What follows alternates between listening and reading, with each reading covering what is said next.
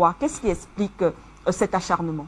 Oui, c'est simple. C'est-à-dire que cela concourt justement à une certaine pratique très bien entretenue par un certain nombre de services secrets internationaux, tels que la CIA et la DGSE, qui sont coutumiers de ce genre de pratique, pour justement décrédibiliser un État, surtout lorsque ils sont en maille à partir avec l'autorité qui représente cet État-là. C'est-à-dire que c'est une pratique qui est vieux comme le monde.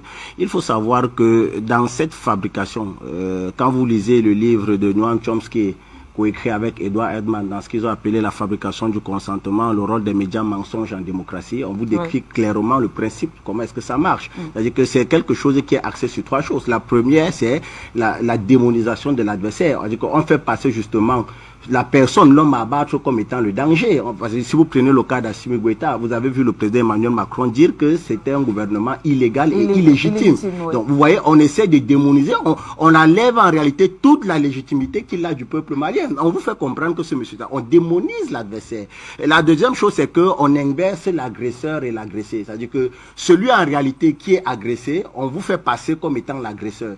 Dans le cas précis encore du Mali, on a vu la sortie de la France. La France vous fait savoir qu'elle perd des soldats là-bas. Et pourtant, clairement, le gouvernement malien, par la voix d'Aminata Traoré, faisait savoir qu'ils n'ont jamais fait appel à la France sur le sol. C'est-à-dire, c'est une décision unilatérale de la France d'intervenir au Mali. Le peuple malien n'a jamais demandé l'arrivée de la France sur son sol. Donc, on inverse le rapport agresseur et agressé. Ceux qui sont agressés, on les fait passer pour les agresseurs parce qu'en réalité, le peuple malien est agressé sur son sol. L'armée française au Mali est une armée d'occupation, ça il faut le dire. Mais on vous fait savoir que non, nous sommes venus là dans le cadre de vous aider, on perd les hommes là-bas chaque jour. Mais qu'est-ce qui a dit alors des exactions que vous commettez là-bas? D'ailleurs, j'y reviendrai. Et le troisième, c'est celui de le monopole du débat, c'est-à-dire qu'on évite le débat contradictoire. Voilà pourquoi les chaînes comme Afrique Média sont censurées. Vous avez vu que dans le dernier rapport de la France et même de l'Union européenne, on faisait savoir Afrique Média comme étant ce caillou dans la chaussure de l'impérialisme occidental. C'est-à-dire qu'on empêche le débat contradictoire parce qu'il y a un slogan, il y a une propagande qu'il faut faire passer au monde. Et à chaque fois, on se retrouve parce que le problème de la propagande, c'est que quoi? C'est que la propagande, déjà, c'est-à-dire on maquille le mensonge en vérité.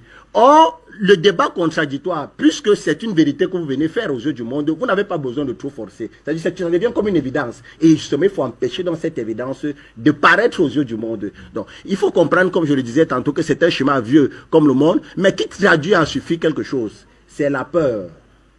La peur de la France. Alors pourquoi est-ce que la France aurait peur? Mais c'est tout simplement parce que aujourd'hui, ce qui nous a été vendu par le passé, par ces médias mainstream, n'est pas la réalité sur le terrain. On nous a taxé, ou alors on a taxé les forces paramilitaires, à savoir la force COA Security, parce que justement, on aime bien nous amener dans le jargon de Wagner, des mercenaires, Wagner, tout. Non, c'est COA Security. Donc, aujourd'hui, on nous a fait savoir que c'était une société qui était reconnue dans le monde à travers un certain nombre d'exactions. Ils ont eu à commettre un certain nombre de délits un peu partout. On nous a parlé du Venezuela, de la Syrie, mais bon, j'aimerais dire, mais est-ce que la France, est-ce qu'elle-même est sérieuse envers elle-même? Prenons un peu le cas des exactions. Est-ce que vous vous rappelez de ce qui s'est passé en République centrafricaine avec la force Sangaris? Ils ont été accusés de viols sur mineurs et d'un certain nombre de viols sur mineurs, de viols sur femmes centrafricaines. Vous avez entendu, le rapport d'enquête avait conclu quoi? Un non-lieu. La force Sangaris, non-lieu. L'armée française du côté du Mali a eu à tirer sur un convoi lors d'un mariage. Un blessé, une dizaine de blessés graves. Jusqu'aujourd'hui, il n'a jamais eu enquête. L'armée française a eu à tirer sur le domicile du deuxième commandant en chef de la garde républicaine, quand, du vivant du président Idriss Déby. Bilan, 3 morts, côté tchadien, avec quelques blessés. On nous a parlé d'un acte involontaire. Je pense que c'était le 12 juin 2019. L'armée française également à Bamako tuait encore un père de 43 ans et ses 2 fils de 12 et 24 ans. Le rapport d'enquête a parlé d'un acte involontaire. Je peux vous citer comme ça des exemples en point fini. Alors même du côté de ceux dont on aime qualifier comme étant la première démocratie au monde, le pays des droits de l'homme, les États-Unis. Est-ce que vous savez que pendant la guerre en Afghanistan, l'armée américaine avait constitué des escadrons de la mort, je parle bien des escadrons de la mort, qui avaient pour but de tuer des civils afghans, de mutiler les corps et de les maquiller en trophées de guerre. C'est un média allemand, je pense c'est le Der Spiegel, en mars 2019, qui a fait une sortie dessus, et la sortie a été reprise par le Rolling Stone, un média américain, comme quoi l'armée américaine était passibles de crimes de guerre, de crimes contre l'humanité du côté de l'Afghanistan. Et c'est justement sur ça que venait enquêter la procureure Ben Souda. Mais vous avez vu qu'elle était interdite de ce jour aux États-Unis. D'ailleurs, on l'a affichée comme personne non grata du côté des États-Unis. Voilà donc ça la réalité. Voilà donc les gens qui veulent traiter les autres des mercenaires. Voilà donc ce qu'ils font. Et aujourd'hui, on nous parle de la Russie sous prétexte que c'est une armée, ce sont des mercenaires qui doivent... Mais écoutez, s'ils sont des mercenaires, ils viennent quand même apporter la paix et la sécurité à un pays qui souffre depuis pratiquement une dizaine d'années. Prenons le cas de la RCA. Et c'est là où parfois la communauté internationale, ou alors ce que j'appelle souvent l'hypocrisie de la communauté internationale, elle est hideuse. Parce que, on va vous dire par exemple, du côté du Mali, comme du côté de la République centrafricaine, que non, c'est pas, ça ne sert à rien de faire appel à ces sociétés de mercenaires, il faut dialoguer entre vous, il faut signer des accords, mais avant que les Russes, ou alors les paramilitaires russes n'arrivent du côté de la République centrafricaine, le gouvernement de Bangui ne contrôlait qu'à peine 20% du territoire. Ouais. Ça, c'est une vérité. Mais est-ce qu'il n'y a pas eu d'accord par le passé? Il y a eu des accords. On a eu les accords de Khartoum. Mais est-ce que cela a ramené la paix et la sécurité à la République centrafricaine? Je ne pense pas. On a eu même des accords entre le gouvernement de Baki et les rebelles de la CPC, contrôlés par le général Bozizé, qui lui-même, et il a dit à Mondovision, agissait sur les ordres de l'ambassade de France en République centrafricaine. Mais est-ce que cela a ramené la paix et la sécurité à la République centrafricaine? Oh que non.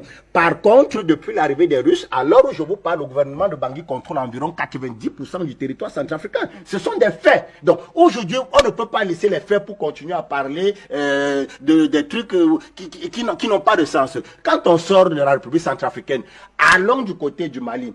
Au Mali, vous avez l'armée française qui y est depuis pratiquement 2013 avec la force Barkhane. On est à pratiquement combien d'années? 8 ans. En 8 ans, quel est le résultat? Nul, plus que nul, archi nul, néant. C'est-à-dire... C'est le sombre. Pourquoi? Parce que depuis l'arrivée de la France au Mali, les rebelles n'ont fait que prendre une partie. C'est-à-dire chaque jour, ils ne font qu'émietter le territoire malien. C'est-à-dire aujourd'hui, pratiquement tout le nord du Mali, depuis Kidal d'ailleurs, qui est administré par la France. C'est-à-dire que voilà un pays qui vient administrer un territoire africain sur le sol africain. Depuis Kidal à Montagne, Tombouctou et autres, ce sont les rebelles. C'est les gars, c'est la CMA, la coordination des mouvements de l'Azawad. Pourtant, la France y est depuis 2013. Et Manuel Asike, tenez-vous tranquille, la France y est depuis 2013. L'engagement français de ce côté-là, pour ceux qui ne le savent pas, je pense que c'était le 25 octobre 2019, lorsque la commission parlementaire, précisément la commission de défense, en interrogeant le général Lecointre justement sur le coût de l'engagement militaire français et de ses alliés au Mali et dans la bande sahélo-sahélienne, faisait savoir que cela était un coût de 911 millions d'euros. 911 millions d'euros. Je le dis et je vais prendre des exemples pour que vous compreniez la duplicité de la France dans ce qui se passe au Mali. Or, la France, dans le même schéma, parce que la France également a été engagée en Afghanistan et au Mali, l'engagement de la France en Afghanistan, selon le ministère des Armées françaises, aurait coûté 493 millions d'euros. Entre la France et l'Afghanistan, vous voyez bien l'espace, la distance. Oui. Et les experts ont justifié le coût de 493 millions d'euros du fait de la distance qui sépare la France et l'Afghanistan et du fait que la France n'avait pas de base justement de soutien pour permettre un meilleur soutien logistique entre la France et Kaboul. Donc, voilà pourquoi le coût était allé jusqu'à 493 millions d'euros. L'engagement même de la France au Mali, pardon, en Libye, parce que la France également était engagée en Libye, l'engagement de la France en Libye était estimé à un coût de pratiquement 354 millions d'euros. Vous voyez un peu. Mais par contre, l'engagement de cette même France au Mali, qui n'est pas si loin, contrairement à l'Afghanistan, pour la première année, c'est-à-dire en 2013, selon le chiffre du ministère des Armées françaises, était au-dessus de 600 millions d'euros. C'est-à-dire que, voyez vous-même cette mascarade. Donc, en 2013, on était à 600 millions d'euros. En 2019, on était à 911 millions d'euros. C'est-à-dire que si vous faites un ratio, vous voyez que l'engagement français au Mali, depuis qu'elle y est, on est dans une moyenne de pratiquement 750 millions d'euros. Donc, vous voyez aujourd'hui, lorsqu'on essaie de calculer, on approxime pratiquement les 600 milliards de francs CFA. Donc,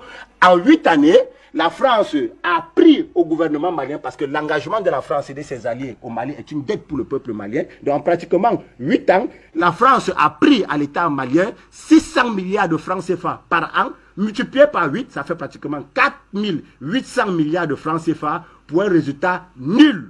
C'est ça la réalité. De l'autre côté, vous avez une armée, alors les paramilitaires russes, qui arrive au Mali avec un plan d'action clair, ça il faut le dire. Parce que la Russie, ou alors les paramilitaires russes arrivent au Mali avec un plan selon lequel ils disent au gouvernement malien qu'ils sont capables de reconquérir la totalité du territoire malien en 26 semaines. J'insiste bien. 26 semaines, voilà ce que les paramilitaires russes proposent. Pour un coût annuel de 72 milliards de francs CFA. Ça, c'est l'agence Reuters qui nous fait savoir ces chiffres-là. Entre 72 milliards de francs CFA et les 600 milliards de francs CFA que la France prenait chaque jour à l'État malien, Manuela Siké, vous-même pouvez...